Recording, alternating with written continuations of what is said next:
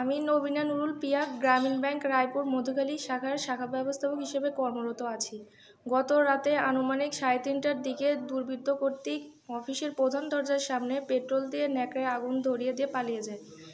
সকাল 6টার দিকে অফিসের পাশের দোকানের মালিক বিষয়টি টের পেয়ে আমাকে অবহিত করেন। আমি ঘটনাস্থলে এসে আমার ঊর্ধ্বতন কর্মকর্তাদের এবং মধুখালী থানার ওসিকে অবহিত করি। তারা ঘটনাস্থল পরিদর্শন করেন এবং এই ব্যাপারে মধুখালী থানায় একটি সাধারণ ডায়েরি করা হয়েছে।